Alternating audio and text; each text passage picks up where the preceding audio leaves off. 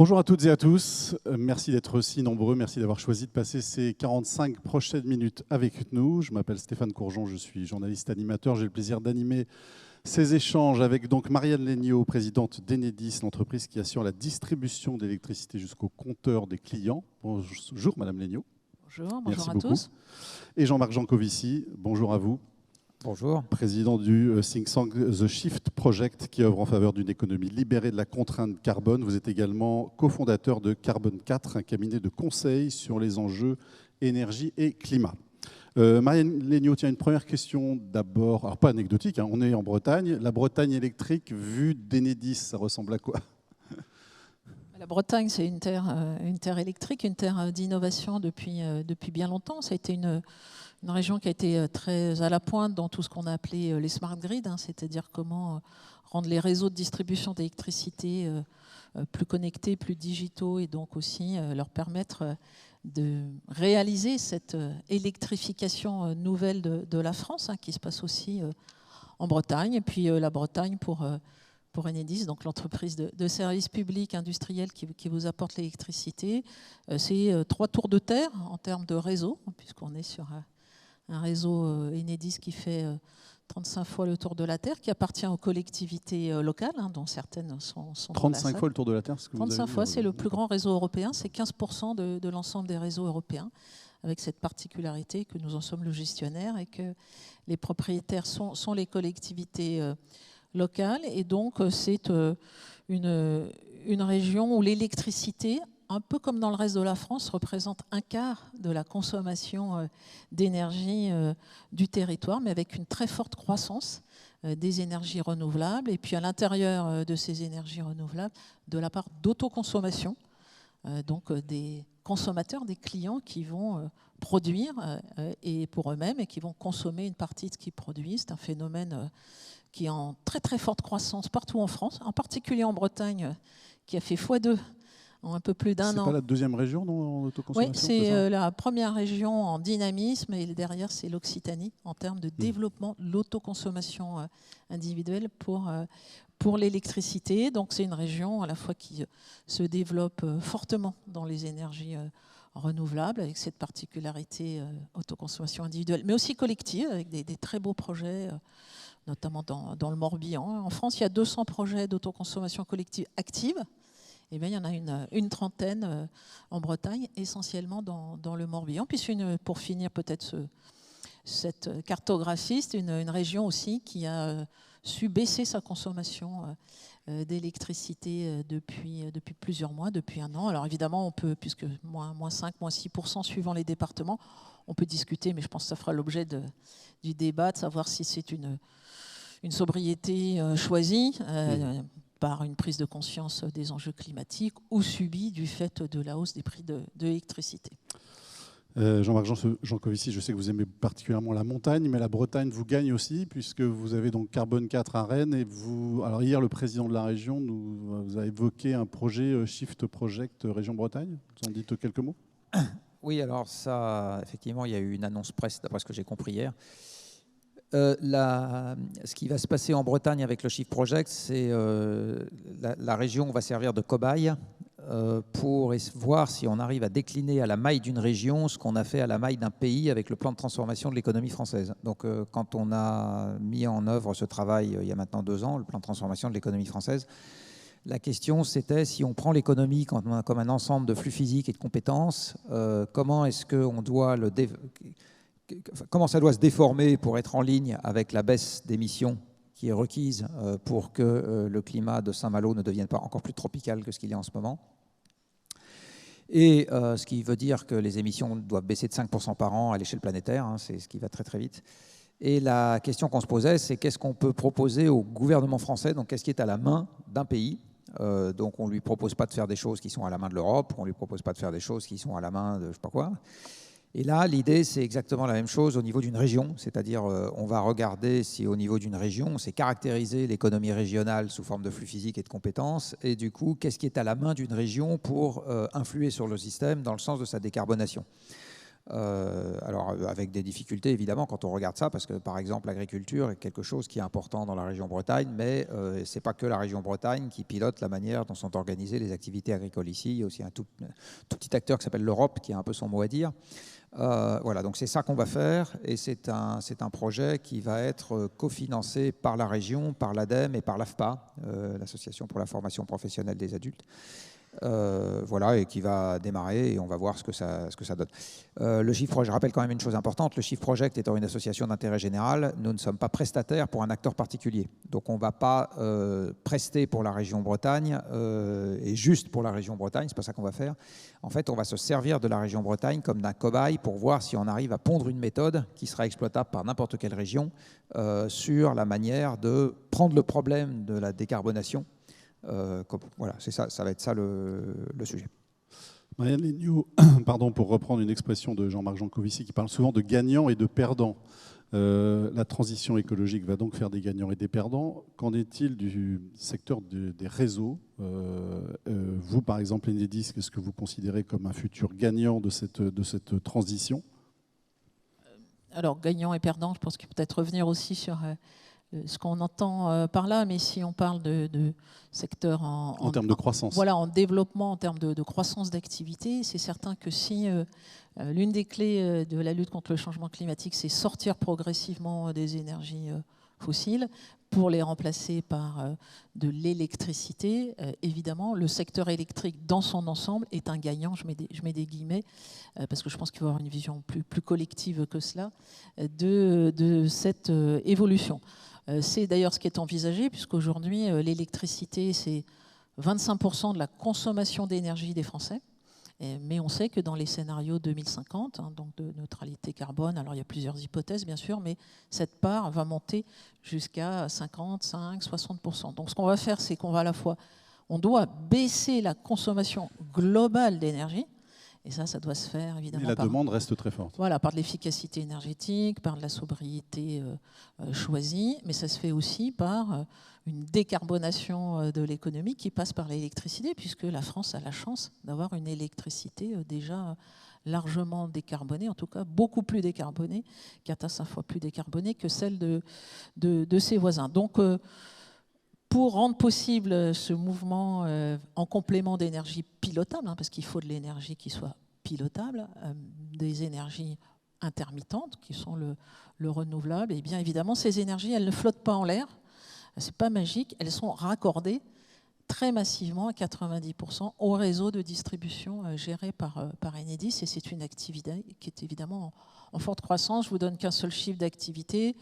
2019, Enedis a raccordé 2,5 gigawatts d'énergie renouvelable, solaire et éolien, un peu biomasse. C'était son record. 2022, nous sommes à 3,8 gigawatts.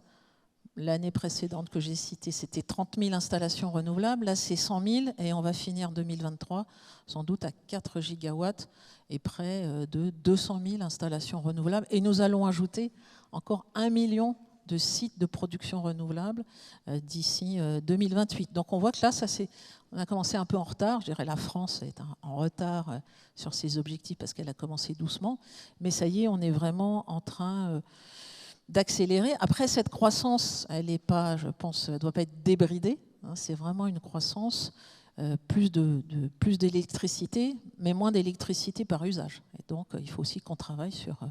Et c'est pour ça que les expérimentations et une vision territoriale, c'est très important pour Enedis, puisqu'on est à la fois une infrastructure nationale, et donc la Bretagne... Ça n'empêche pas la planification territoriale. Voilà, la Bretagne, elle bénéficie d'être dans un système national, puisqu'elle ne produit que 40% de l'électricité qu'elle consomme, donc le reste, il vient d'ailleurs, et en même temps, elle est un territoire avec ses caractéristiques économiques et sa déformation à venir dans un monde qui va être assez différent. Donc travailler sur cette planification au niveau d'un territoire, c'est absolument passionnant, et je dirais que c'est un peu aussi le métier d'Enedis de faire ça avec un ensemble de parties prenantes. Donc voilà, le grand gagnant, c'est l'électricité. Donc comment on fait ça, avec qui, suivant quel rythme et avec quel modèle global économique. Si le grand gagnant, c'est l'électricité, Jean-Marc Jancovici, les grands perdants, c'est forcément les énergies fossiles. Est-ce que tous les gagnants, tous les perdants sont aujourd'hui identifiés? Est-ce qu'il y a des gagnants qui s'ignorent, des perdants qui s'ignorent? La difficulté, c'est qu'on va tous perdre quelque chose. Oui, et on va tous gagner quelque chose.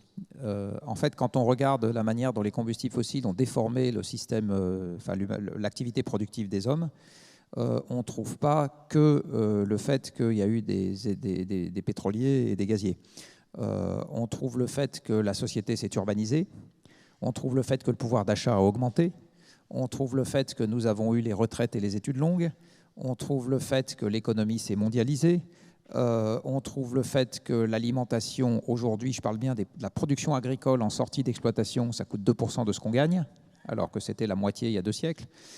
Donc on va tous, dans un monde dans lequel on décarbone l'économie, il n'y a pas que Total qui est concerné. Toutes les sociétés du CAC 40 mondialisées sont concernées, parce que la mondialisation sans porte-conteneurs, sans minéraliers et sans camions, ça ne marche pas. Il y a tous les gens qui s'occupent d'aménagement du territoire qui sont concernés, parce que des civilisations urbaines, sachant qu'en ville, on ne produit rien, on importe tout, la nourriture, les vêtements, les meubles, les matériaux de construction, tout, absolument tout. Lutèce faisait 5000 habitants, et même Paris, qui était la plus grande ville européenne au début du Moyen-Âge, à l'époque cistercienne, là, ça faisait 200 000 habitants, et c'était la plus grande ville d'Europe. Donc, ce que nous ont amené les combustibles fossiles, ce n'est pas juste, encore une fois, des voitures, c'est la totalité de l'organisation spatiale de nos activités. C'est le genre de choses dont on se rend très bien compte quand on prend l'économie sous l'angle physique dont je parlais tout à l'heure, le travail qu'on a fait dans le cadre du plan de transformation de l'économie française, et qu'on voit combien les métiers d'aujourd'hui sont directement ou indirectement tous dépendants des combustibles fossiles. Absolument tous. Bon. Donc les gagnants et les perdants, c'est un peu nous tous, avec les 2 facettes, ce qui est bien une des difficultés de l'affaire, parce qu'à partir du moment où tout le monde a quelque chose à y perdre, au sens où tout le monde a une rente à y laisser, organiser la transition et organiser le changement, c'est compliqué, c'est long, c'est chaotique, voilà, et c'est bien ce dont on se rend compte. Et souvent, il y a loin de la coupe aux lèvres, c'est-à-dire il y a loin entre le discours martial du fait qu'on va changer et le changement réel. Voilà, donc c'est une des difficultés de l'affaire. La vision simpliste qui consiste à dire il s'agit juste de planter des banderilles à Total et tout va bien se passer, non, ça c'est une vision extrêmement simpliste. C'est pas du tout ça l'essence même de la décarbonation de l'économie. Puisqu'on parle d'énergie fossile, le Shift Project, justement, a publié une analyse très exhaustive des possibilités d'approvisionnement en pétrole de l'Europe jusqu'en 2050. C'est très intéressant. Vous avez regardé la quantité de pétrole qui sortirait du sous-sol des 16 premiers fournisseurs de l'Europe d'ici à 2050. Et la réponse, c'est... Alors, ce qu'on a fait, effectivement, pour être un tout petit peu précis, c'est qu'on a eu accès à une base de données de l'ensemble des gisements pétroliers dans le monde, tenue par une entreprise qui s'appelle Reichstadt Energy. Il y a 3 entreprises dans le monde qui font ce genre de trucs. Et on a confié cette base de données à 3 experts du monde pétrolier, l'ancien patron de l'exploration de Total, l'ancien patron de l'évaluation des gisements chez Total. Alors, l'évaluation des gisements chez un pétrolier, c'est la personne qui décide s'il faut mettre 1, 5 ou 10 milliards de dollars sur les infrastructures de production. Donc, il a intérêt à savoir ce qu'il y a dans le sous-sol, parce que sinon, il se fait un peu tirer les oreilles. Et enfin, un ancien analyste pétrole et gaz de l'Agence internationale de l'énergie. Et on leur a demandé de nous faire un pronostic sur ce qui allait pouvoir, sous seule contrainte géologique, donc ce que les pétroliers appellent les contraintes below ground, on ne s'intéresse pas aux politiques publiques, au fait qu'on pourrait vouloir accélérer la cadence, etc. Juste la contrainte géologique. Combien de pétrole pourrait être produit par les 16 premiers fournisseurs de l'Europe, qui sont aussi les 16 premiers producteurs mondiaux, hors Brésil et Canada. Et la réponse est d'ici à 2050, ça sera divisé par 2, leur production. Comme l'Europe politique, je ne parle pas de la Norvège et de la Grande-Bretagne, l'Europe politique importe 95% de son pétrole. D'accord ? 95%. Donc, sachant que ces pays vont se servir d'abord sur la moitié de cette production. Donc, sachant que les exportateurs de pétrole, quand sa production va commencer à baisser, ils vont d'abord privilégier leur consommation domestique. Ça veut dire que les importations de pétrole, hors toute politique climatique, d'ici à 2050, elles vont être divisées par n'importe quoi entre 2 et 20. Bon. Attendez, pardon, mais aujourd'hui, on s'organise en conséquence de ces chiffres que vous nous donnez ? La réponse est on ne s'organise pas. Alors pourquoi est-ce qu'on ne s'organise pas en fonction de ça ? Alors de toute façon, il faut bien voir que si on était efficace sur les engagements qu'on prend au titre du climat, ça serait même pas mal, puisque de toute façon, du pétrole, on est censé plus en consommer du tout en 2050.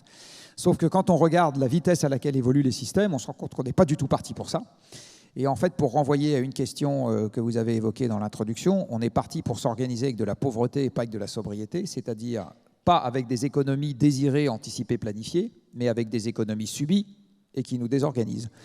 Un peu comme la guerre en Ukraine en a provoqué. Donc là, on est parti pour réitérer ce genre de truc de manière amplifiée au fil du temps. C'est pour ça qu'on est parti. Et c'est évidemment pas du tout ni anticipé ni planifié. Alors une des raisons à ça, si je peux juste finir en 30 secondes, c'est que le débat sur le climat, il se fait sur la base d'informations publiques, parce que la recherche climatique, c'est que des chercheurs, souvent dans la sphère publique, enfin en tout cas en France et même dans les autres pays, et ils mettent tout ce qu'ils savent sur la table. Alors lire un article scientifique, c'est compliqué, ça fait mal à la tête, etc., mais l'information est sur la table. Les informations concernant la géologie pétrolière sont essentiellement des informations privées, ne sont pas publiques. Et comme ce n'est pas des informations publiques, le débat public sur la base de ces informations a énormément de mal à prendre place. Et même moi, ça m'a pris des années à écouter des experts entre la poire et le fromage pour finir par arriver à me faire un avis. Et le travail qu'on a fait au Shift Project, on a réussi à avoir accès à une base de données qui n'est pas publique. Donc les gens qui veulent aller vérifier les données primaires, ils ne peuvent pas le faire sur la base d'informations publiques. Ils ne peuvent pas. Donc c'est une des difficultés du dialogue. Et c'est pour ça que quand on parle du fait que les énergies fossiles, même hors politique climatique, doivent passer par des pics de production, l'essentiel du temps, on a des ricanements de gens qui vous disent non, mais du pétrole, il y en a toujours eu, il y en aura toujours, etc. Et on ne peut rien leur opposer sur la base d'informations publiques parce que les informations ne sont pas publiques. Marianne Legnaud, là, ce dont on parle, c'est de la planification, de l'anticipation finalement. Et d'ailleurs, à long terme, national ou local. Vous, chez Enedis aujourd'hui, comment vous travaillez avec les territoires? Vous avez commencé un peu à l'évoquer tout à l'heure.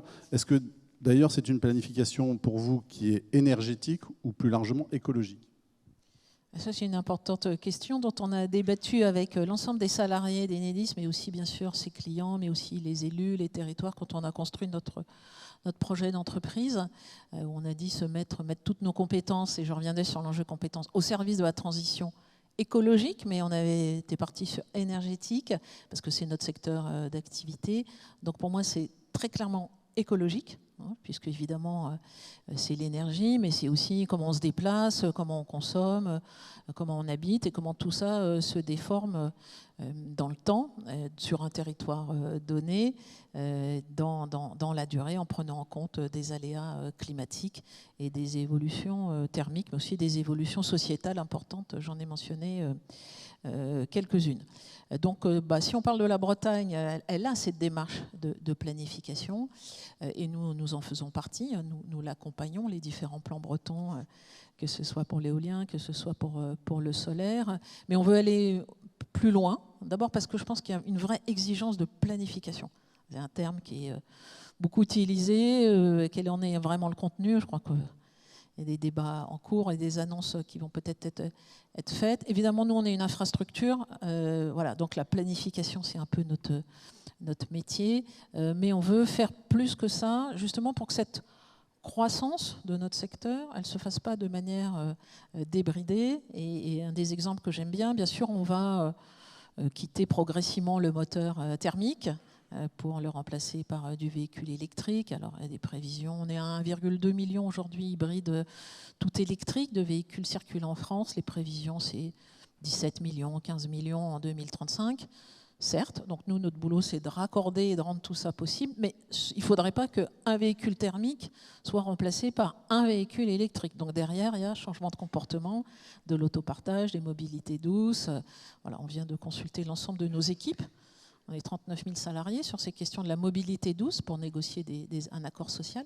15 000 ont répondu spontanément. Donc ce sont des questions vraiment qui intéressent tout un chacun. Donc, OK, on va vers cette mobilité, mais il faut une vision de planification. Sinon, ce qu'on est en train, nous, d'observer, c'est que... Chacun fait dans son coin, en fait. Voilà, dans des zones industrielles, vous avez les enseignes de consommation rapide qui demandent de la supercharge rapide comme sur l'autoroute. Parce que quand on va dans une chaîne de restauration rapide, on reste 20 minutes, donc il faudrait que la voiture se charge aussi en 20 minutes. Mais alors, faire ses courses, c'est souvent 20-30 minutes, donc rebolote sur le supermarché d'à côté. Et donc, si on n'a pas de vision de planification et de schéma de développement de l'implantation de ces bornes, on va réagir comme si on avait mis une station d'essence dans le monde ancien, sur chaque parking de supermarché. Parce que ce qu'on que n'a vous quand nous même dites, c'est pas que ça fait. coûte à tout le monde, ça Ça coûte à la collectivité. collectivité. Et donc là, il y a toute la question des coûts cachés. Ça vous coûte à vous, puisque vous financez ça, parce que c'est des coûts de raccordement. Alors le client en paye une partie, mais il faut renforcer le réseau pour appeler cette puissance importante. Donc c'est des travaux, ce sont des investissements supplémentaires qui à la fin sont payés par la facture du consommateur. Donc voilà, cette vision globale, consommateur, client et puis contribuable, et puis dans une vision un peu harmonisée, je pense qu'on a intérêt à la développer, en tout cas c'est ce que nous essayons de faire, et dans une vision qui soit la plus large possible, qui soit donc écologique. Et on regarde avec certaines régions d'ores et déjà comment leur modèle climatique se déforme. Qu'est-ce que ça va changer sur l'habitat? Si les salariés demain en 2040 par exemple travaillent car certaines heures du jour, parce qu'il fait trop chaud, ça va changer les modes de déplacement. Donc ça va changer aussi les pics de consommation d'électricité. Voilà, donc toutes ces questions, elles sont passionnantes et c'est maintenant qu'il faut les traiter pour faire une vraie planification qui boucle, comme dirait M. Jancovici. Donc cette question du bouclage est importante parce que la croissance, ce n'est pas l'investissement à tout crin de manière débridée, c'est une vision globale. Nous prenons, c'est votre question écologie, nous prenons la sobriété au sens du GIEC. Et donc, nous intégrons aussi les ressources en eau, la biodiversité, pardon.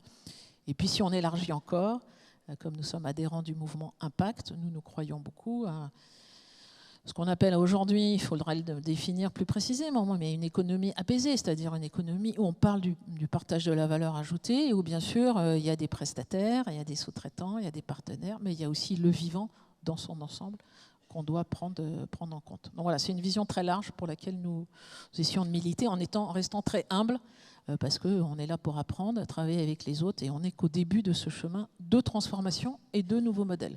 Et donc, non, je ne crois pas que la technologie va nous sauver dans cette planification à venir. Jean-Marc Jancovici, la planification, elle sert finalement à sécuriser ou à contraindre ? Elle sert à se donner de la visibilité et elle sert à être capable de persévérer une fois qu'on est parti dans une direction et que le résultat, il n'est pas là la semaine d'après. En fait, la planification, c'est un cadre pour l'action. Du reste, c'est quelque chose le mot plan est quelque chose qu'on utilise extrêmement fréquemment. Enfin, je veux dire, une construction, il y a un plan. Voilà, c'est de la planification, quoi. Ça sert juste à dire comment on va s'y prendre. Et en particulier, ça sert à se dire comment on se coordonne. C'est-à-dire, ça donne un référentiel commun pour qu'on soit capable de se coordonner. Et on vit aujourd'hui dans des sociétés complexes dans lesquelles, si on ne se coordonne pas, on est à peu près sûr de ne pas arriver là où on a envie d'aller. Voilà, c'est à ça que ça sert la planification. Alors, qu'est-ce que ça veut dire une fois qu'on s'est coordonné? Ça veut dire qu'il y a des choses qu'on attend des autres et puis il y a des choses justement qu'on n'attend pas des autres. Si je prends un parallèle maritime, puisqu'on est aujourd'hui dans la cité corsaire, sur un équipage de bateau, ça se coordonne.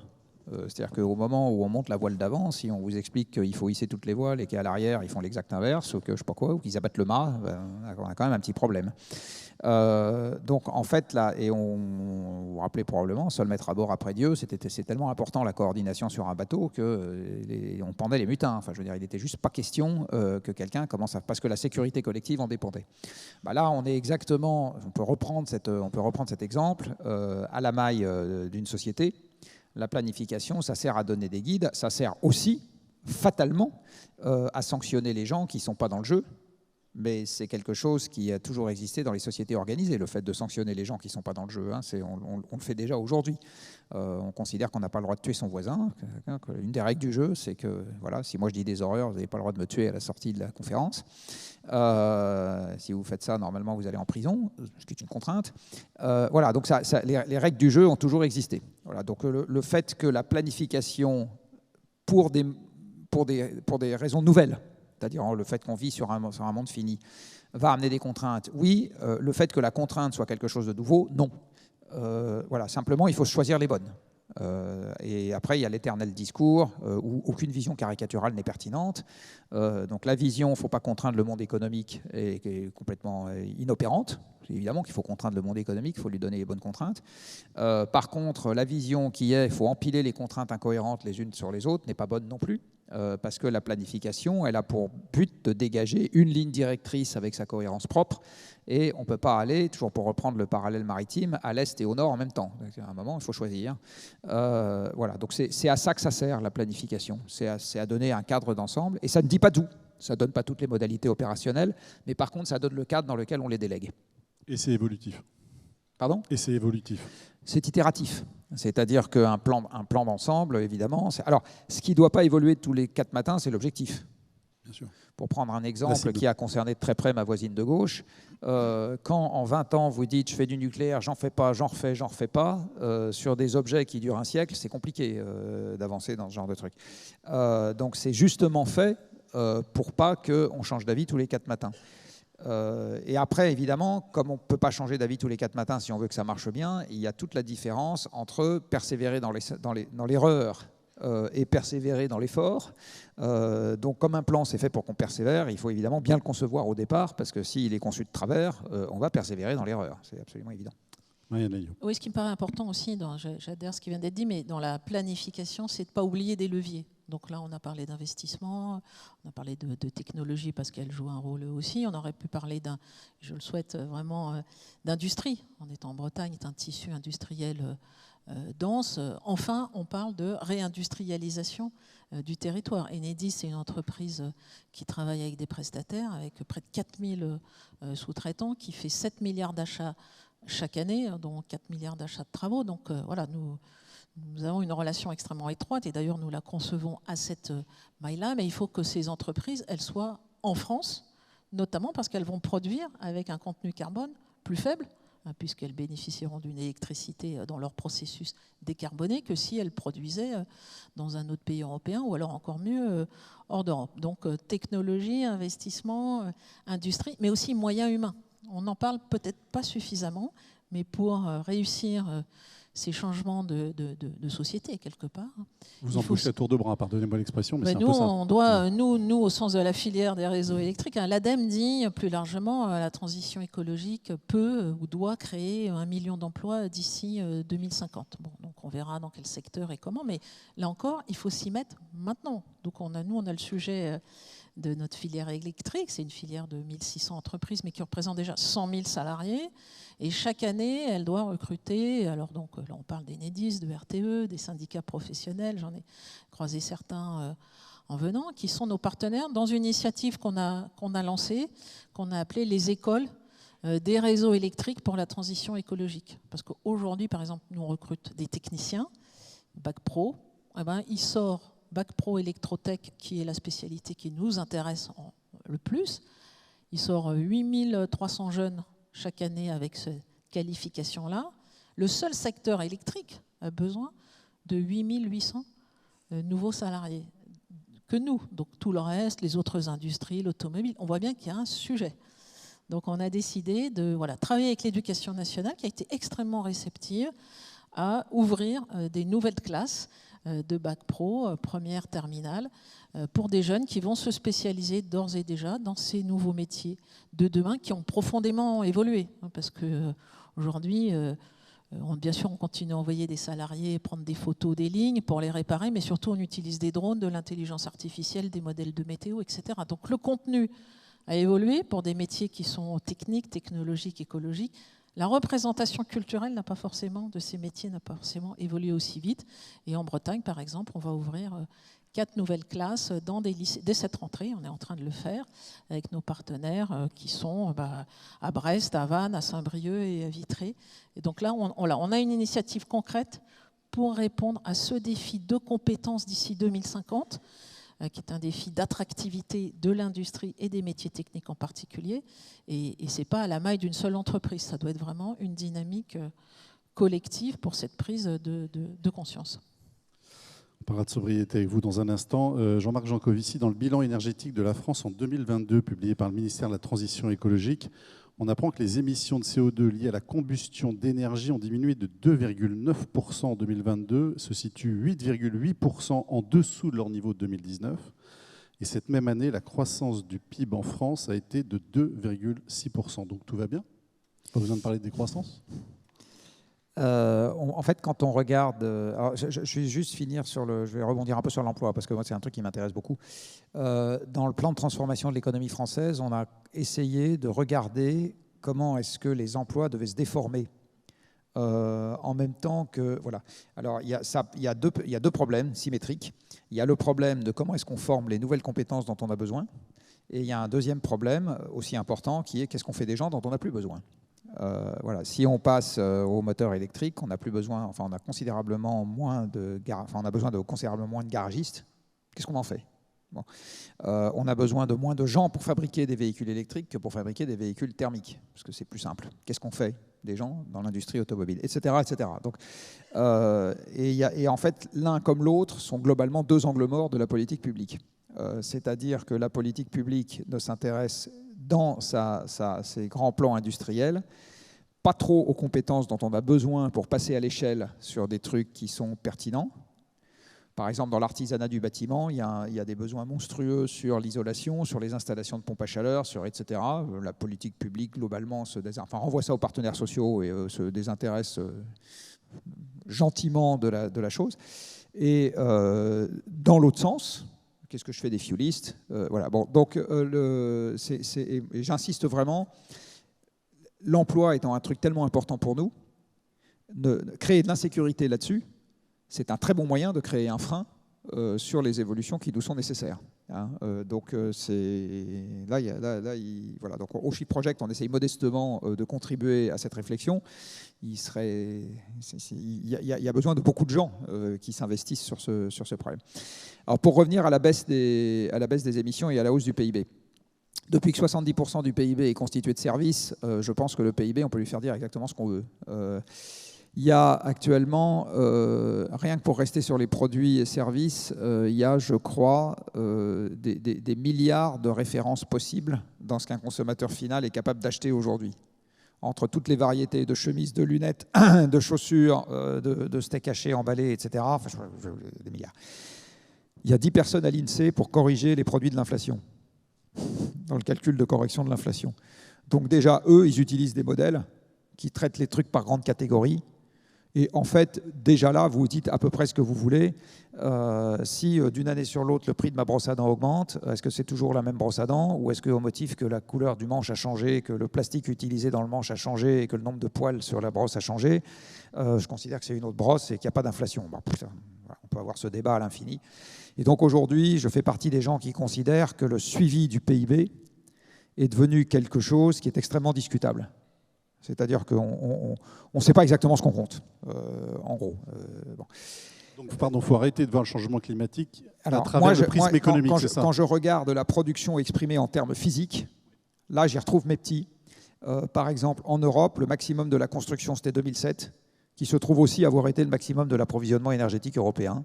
Et depuis, la construction baisse. En fait, elle reflète l'approvisionnement énergétique. Elle est remontée de 2010 à 2014, là, quand l'essor du shale oil... 2014 à 2018, pardon. Quand l'essor du shale oil, on est repassé par un maximum secondaire en 2017. Depuis, ça rebaisse à nouveau. La quantité de tonnes chargées dans les camions, là, on parle de trucs physiques, hein, voilà. C'est pareil. C'est moins important aujourd'hui que ça l'était en 2007. Donc, en fait, si je regarde le PIB européen exprimé en termes physiques, pour moi, il a baissé. Et quand on regarde le revenu disponible des ménages exprimé en termes monétaires, en France, il baisse depuis 2010. Voilà. Donc, qu'est-ce que la hausse du PIB dans cette histoire reflète vraiment? J'en sais rien. Il faudrait que je regarde d'un peu près, mais ça ne reflète plus une réalité physique nécessairement. Par ailleurs, le PIB, c'est une valeur ajoutée à la maille du pays, alors que les flux physiques qui permettent à ce PIB d'exister, eux, ils viennent pour une large part de l'extérieur du pays. Alors, je vais prendre une activité très simple pour me faire comprendre. Une des plus grosses sociétés suisses, c'est une société de négoce de carburant, qui s'appelle Vitol, 4 fois plus gros en chiffre d'affaires que Nestlé. Personne n'en a entendu parler parce que ce n'est pas une société cotée, parce que, etc. Ce qui permet à cette société de créer de la valeur ajoutée en Suisse, c'est des pétroliers et de l'extraction pétrolière qui se baladent sur des pétroliers qui se baladent sur toutes les mers du globe. Ça, c'est des flux physiques qui ne sont pas dans l'inventaire suisse de gaz à effet de serre. Donc, en fait, dans l'économie mondialisée dans laquelle on est, les flux physiques qui permettent au PIB d'exister sont le plus souvent à l'extérieur ou pour partie à l'extérieur du pays qui récolte le PIB. Donc ramener à la maille nationale à la fois les émissions domestiques et le PIB, en fait aujourd'hui, c'est une illusion d'optique parce que les émissions qui permettent au PIB d'exister sont pour une large part en dehors du pays. Par contre, on ne commerce pas avec Vénus et on ne commerce pas avec Mars. Donc si on regarde à la maille mondiale comment ça se passe, il y a 0 découplage sur les 60 dernières années.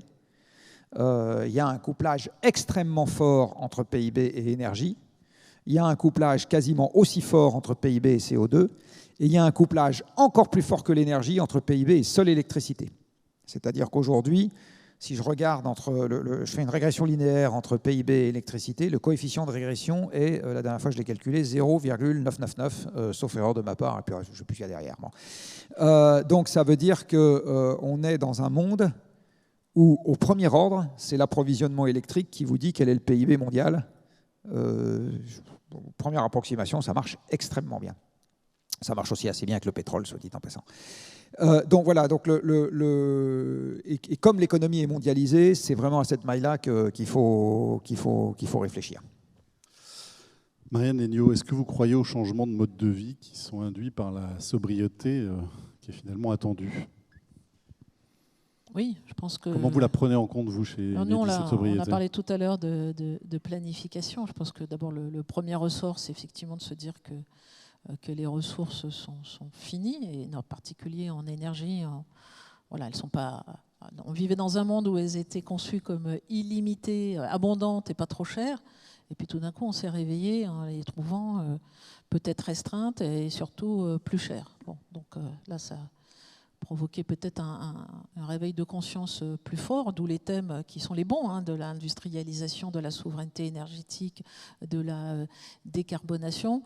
Et donc c'est déjà cette prise de conscience, elle est importante pour impulser ce changement de modèle qui peut-être manque encore d'un récit collectif. Voilà, on voit bien ce dont on débat, sobriété choisie, sobriété subie, équivalent de Jean-Marc Jancovici a employé le terme de pauvreté. On voit bien que quand on mesure la baisse de consommation, comme nous, on a du mal à faire le partage entre les deux leviers. Et donc, voilà, c'est à la fois raisonner sur des grandes masses, donc planifier, aller vers un monde plus sobre dans toutes ses composantes, le faire de manière co-construite, pas du haut vers le bas, et ça participera à construire un récit collectif où chacun se reconnaisse, et puis bien sûr avoir des grandes masses, des grands inputs, mais aussi agir au quotidien en étant persuadé qu'on peut changer les choses. Je donne juste un exemple interne, nous on va changer de siège à Enedis, déménager, donc je demande au directeur de l'immobilier qu'est-ce qui est prévu pour le mobilier du futur siège. Elle me dit, mais ça y est, les salariés sont déjà exprimés, ils veulent que du mobilier, du réemploi, et pas question qu'on achète quoi que ce soit. Bon, voilà. Donc là, on parle de milliers de salariés qui s'expriment. Donc voilà, on a fait 90% de déploiement de la fresque du climat, par exemple. Ce sont des objets pédagogiques qui font beaucoup bouger les représentations de manière très concrète, où chacun peut se reconnaître. Voilà, on est devenu aussi entreprise à mission récemment.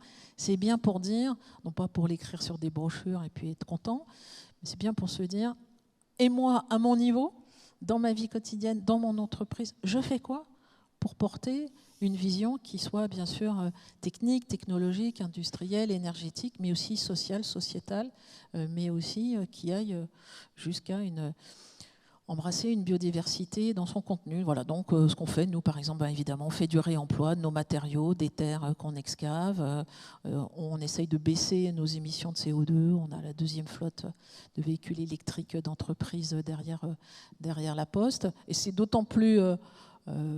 ça nécessite d'autant plus d'efforts que comme nous sommes en croissance, eh bien, on pourrait avoir tendance à émettre plus. Donc notre effort, il est extrêmement important. Mais il y a des choses qui se passent qu'on n'aurait pas anticipées il y a 2 ans. Vous m'auriez interrogé sur les camions électriques, par exemple. Bon, je vous aurais dit, ça, c'est pas pour demain, voilà, vu les prévisions. Aujourd'hui, on voit que ça y est, ça arrive, ça sort des chaînes des constructeurs. C'est quand même, pardon, excusez-moi, un sacré challenge pour une entreprise en croissance comme vous l'êtes, c'est-à-dire qui investit 4-5 milliards on investit 4 milliards aujourd'hui, un peu plus. Et pour toutes les raisons que je vous ai dites, des nouvelles électrifications de la France, de nouvelles France électriques, eh bien, on va aller vers 5 et plus dans les années qui viennent, et tout en devant être encore plus performants.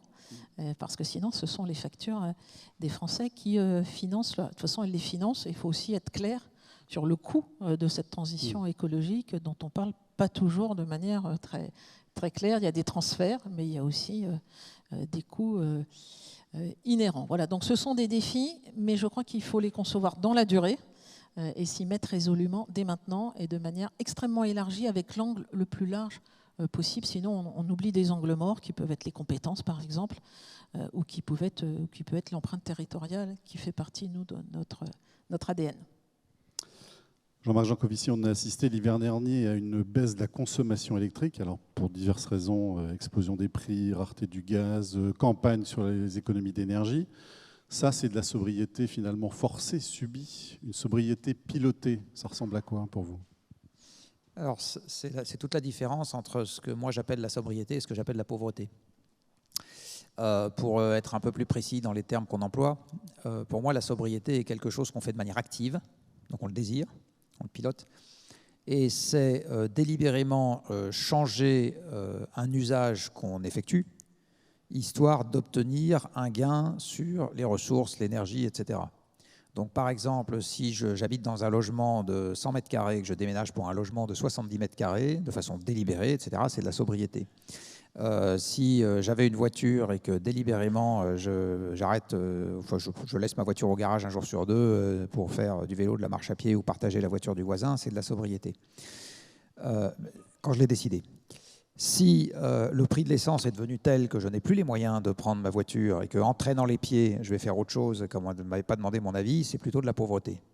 D'accord ? Donc, si je n'ai pas les moyens, si je vis toujours avec mes enfants alors qu'ils ont 30 ans et qu'ils travaillent parce que l'ensemble parents-enfants n'a pas les moyens d'avoir 2 logements séparés, ça s'appelle de la pauvreté, ça ne s'appelle pas de la sobriété. Alors qu'ils le voudraient. D'accord ? Bon. Donc, c'est un peu subtil comme différence, mais ça fait toute la différence parce que quand on est actif, c'est qu'on accepte. Quand on subit, on accepte moins. Voilà. Ce qui s'est passé dans cette nomenclature, ce qui s'est passé l'hiver dernier, je le mets dans la case pauvreté. C'est-à-dire c'est des comportements subis, au sens où personne n'avait prévu de baisser son thermostat, etc., sauf que contre mauvaise fortune, bon cœur, et les gens l'ont fait. Voilà. Il faut bien voir que sur une planète finie, on aura l'un ou l'autre. D'accord ? On aura l'un ou l'autre. Donc, ou bien, parce que j'ai parlé tout à l'heure du pétrole, dont la disponibilité allait baisser de toute façon, mais c'est vrai aussi pour tous les minerais métalliques, par exemple. Tous les minerais métalliques, un jour ou l'autre, la production décroîtra. C'est écrit. La biodiversité, les ressources sont déjà en train de décroître. Voilà. Donc, sur une planète finie, il y a malheureusement, c'est assez facile de montrer que les approvisionnements, tout ce qui est physique, ne peuvent pas être indéfiniment croissants, ni même indéfiniment constants. Donc, à un moment, on va devoir faire avec moins. Et donc là, on a 2 embranchements. On attend que ça nous tombe sur la figure, tout seul. Voilà. Ou bien, on le planifie, on l'organise et on essaye de le rendre désirable. Même si la deuxième option, il y a plein de gens qui vont se dire « c'est pas gagné d'avance », je suis tout à fait d'accord, c'est pas gagné d'avance, mais elle me paraît quand même être meilleure et beaucoup plus souhaitable que la première, parce que la première, elle désorganise de manière certaine. D'accord ? C'est absolument certain que ça va mal se passer. Et en particulier, il faut bien voir que les désorganisations qui arrivent de manière subie, c'est en général des trucs dont on ne connaît pas à l'avance l'ampleur des conséquences. Je ne sais pas si ça va être un peu grave, très grave, voilà. Bon, donc, voilà. Et aujourd'hui, en ligne de pente, on est plutôt parti à l'échelle planétaire, j'ai envie de dire. Pour le moment, on reste encore plutôt parti du côté on attend que ça nous tombe sur la figure. Voilà. Il y a un signe, il y a une actualité intéressante, pas plus tard que ce matin ou hier matin, il y a les Échos qui ont publié un article pour se plaindre du fait que la feuille de route de la planification écologique de Macron tardait à sortir. Moi, je trouve que c'est un signe très intéressant parce qu'un journal va rarement à l'encontre de ses lecteurs. Et si les Échos ont sorti ce papier, ça montre bien que quelque part dans une partie du monde économique, cette idée a commencé à faire son chemin, qu'une organisation, même avec des contraintes, c'était largement, une organisation pertinente évidemment, même avec des contraintes, était largement préférable à attendre de se prendre des baffes. Justement, ça rejoint ma prochaine question qui était effectivement sur les efforts qu'on demande aujourd'hui aux entreprises pour décarboner leur production, être responsable voilà, vous m'avez compris, pardon. On a compris. Est-ce que le citoyen, lui, aujourd'hui, n'est pas un peu trop tranquille ? Est-ce qu'il ne faudrait pas lui fixer un cadre plus serré ? et lui imposer des choix à un moment donné. Est-ce que c'est pas l'État? Alors, c'est déjà le cas. Suffisamment? Oui, c'est déjà le cas. Par exemple, quand on dit aux citoyens il n'y aura plus de contrats de location nouveaux dans les passoires énergétiques, ça le contraint tout à fait. Il faut savoir que la moitié du parc locatif privé, c'est des passoires énergétiques. C'est-à-dire c'est E, F ou G. Donc c'est quand même pas rien, la moitié du parc locatif privé. Hein. Ça concerne, sauf erreur de ma part, le parc locatif privé, 8 millions de ménages en France sur 30. Donc on n'est pas en train de parler de cacahuètes. C'est déjà le cas, par exemple, en ce qui concerne les limitations de vitesse. On demande déjà aux gens de se restreindre, alors pas encore assez peut-être, mais voilà. Ça va être un peu plus le cas, et c'est très bien, en ce qui concerne les coups de pouce ou les malus appliqués aux véhicules à l'achat. Donc, alors, la bonne question, c'est où est-ce qu'on met le curseur? C'est-à-dire, où est-ce qu'on gradue? C'est déjà le cas avec l'interdiction du fioul dans le neuf, dans le bâtiment, etc. Donc, il y a déjà des choses qu'on impose aux citoyens. Je pense que le citoyen, tel qu'on le voit aujourd'hui, alors les gens sont descendus dans la rue pour les retraites, ils ne sont pas descendus dans la rue pour le moment pour l'interdiction de location des passoires énergétiques, etc. Donc, je pense qu'il y a quand même une conscience chez le citoyen qu'il va devoir prendre sa part à l'effort. Après, la responsabilité de la collectivité, elle est de lui offrir des alternatives, même si l'alternative est en apparence moins confortable, plus exigeante, etc. Il faut quand même qu'il y ait une alternative. La collectivité se doit aussi de réorganiser le système productif, de telle sorte que si on dit voilà ce qui ne va plus être permis, il y ait la possibilité de fournir ce qui est permis ou ce qui est conseillé ou ce qui est souhaité, etc. Je reprends l'exemple des organes de chauffage. Si on dit on va éradiquer le fioul et le gaz dans les logements, ce à quoi je suis parfaitement favorable, il faut qu'on ait en face les usines et les bras pour faire des pompes à chaleur et des isolants. D'accord, et des gens capables de les poser correctement. Et des gens capables de les poser correctement. Et je suis tout à fait d'accord avec la remarque de Marianne Legnaud tout à l'heure sur le fait qu'on a dans la mentalité des élèves et des parents d'élèves, qui sont pour partie dans cette salle, un vrai sujet de représentation sur la noblesse des métiers manuels. C'est quand même un problème dans ce pays. Donc il y a déjà des efforts qui sont demandés aux citoyens. On pourrait considérer que pas assez, mais il ne va pas pouvoir les faire tout seul dans un système qui lui-même... Donc il peut en faire une partie, ça c'est très clair. Par exemple, personne ne vous met un revolver sur la tempe avant d'acheter un hamburger. D'accord ? Si on achète moins de hamburgers, ça résout du reste un des problèmes de ma voisine qui n'a plus besoin de mettre des bornes de recharge sur les parkings de McDonald's pour ne pas les nommer. Mais donc, personne ne vous met un revolver sur la tempe pour ça. Donc, il y a quand même une part du citoyen qu'on peut faire. Il faut bien voir que l'effort du citoyen, il demande souvent de changer des schémas culturels. Et c'est aussi pour ça que l'effort dans l'entreprise est paradoxalement un peu plus facile à faire, parce que l'entreprise est un système collectif par nature. Or, on est des animaux sociaux, et faire les efforts seuls de notre côté, en s'extrayant des groupes auxquels on appartenait, on a horreur de faire ça. Quand on est dans une entreprise, le gros avantage, c'est que l'effort devient celui du groupe. Et donc, on ne se coupe pas d'une base sociale en participant, en prenant sa part. Alors que si on décide seul dans son coin de ne plus prendre l'avion, alors qu'on est dans une famille qui adore faire ça, ou dans un groupe d'amis qui adore faire ça, c'est beaucoup plus compliqué. Donc l'effort du citoyen passe aussi beaucoup avec les schémas culturels, qui est un sujet sur lequel il faut aussi travailler. Sur ce sujet-là, l'effort de l'entreprise, l'effort citoyen, Marianne Legnaud ? Je pense qu'effectivement, c'est un tout. Hein, donc, l'entreprise, effectivement, c'est un collectif, surtout pour des entreprises qui ont cet ADN collectif comme la nôtre, par exemple, et bien d'autres aussi. Et effectivement, il y a à la fois un effort, mais il y a aussi le partage de bonnes pratiques, il y a un effet d'entraînement, il y a un effet de montrer que ah bah oui, ça c'est possible, on ne pensait pas que c'était possible, ah bah si, on l'a fait, donc on est content de l'avoir fait, et comment on va faire pour passer à l'échelle. Donc il y a un aspect aussi beaucoup de... On expérimente, on échoue, bah on oublie, on passe à autre chose, ça marche, on étend ça à l'échelle de l'entreprise. Et moi, je crois beaucoup que ça sont des initiatives qui doivent partir du terrain.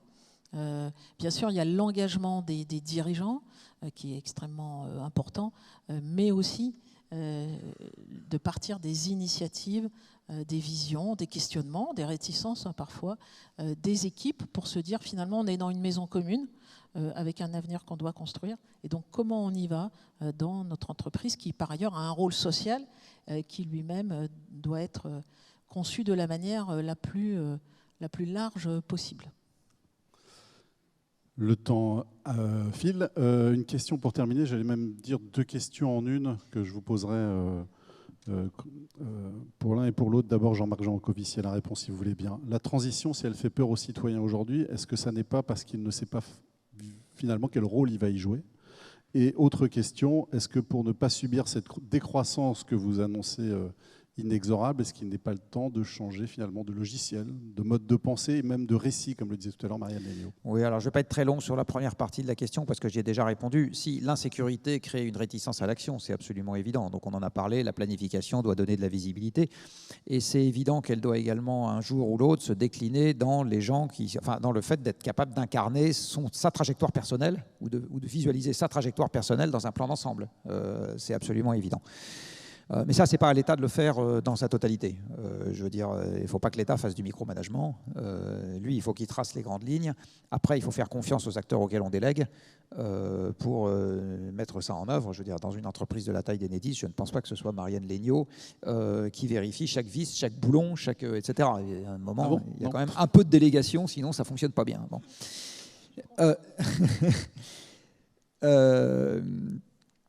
Sur la deuxième partie de la question, qui est la boîte à outils.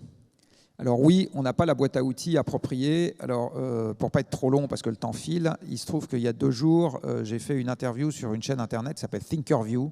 Donc vous tapez Jancovici, Thinkerview, vous trouvez ça très...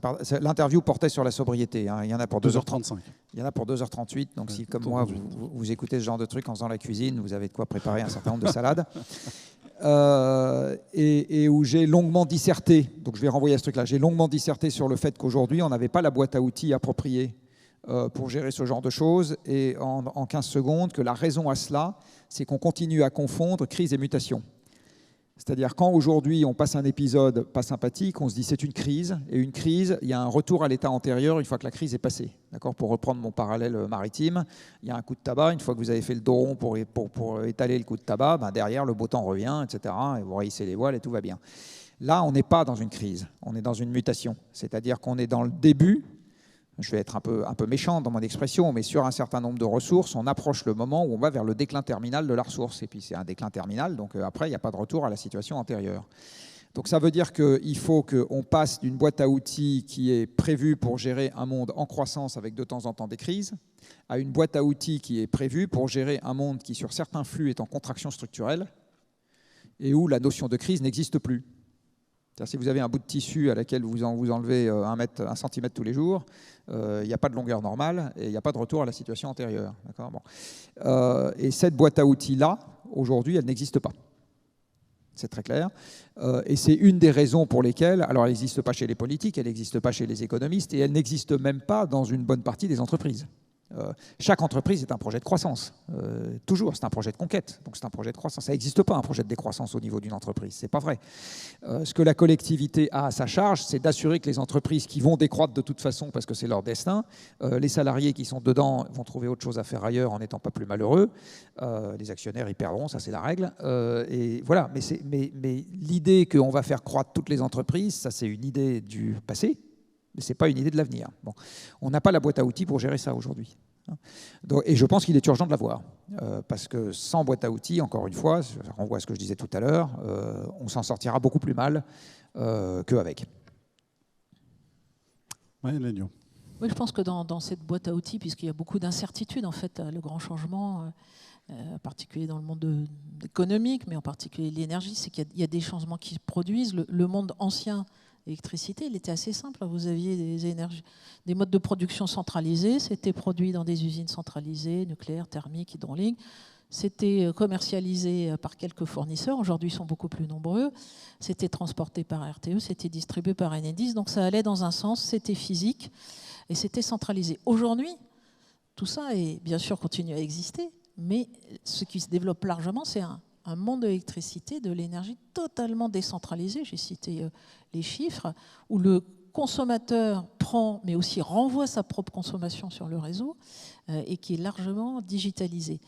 Ce qui crée des nouvelles problématiques d'équilibre local du système électrique. Quand vous avez des voitures électriques, dont demain la batterie va stocker l'électricité, le stockage qui commence à se développer, des productions intermittentes, ça pose des questions techniques pour lesquelles on n'a pas encore toute la vision.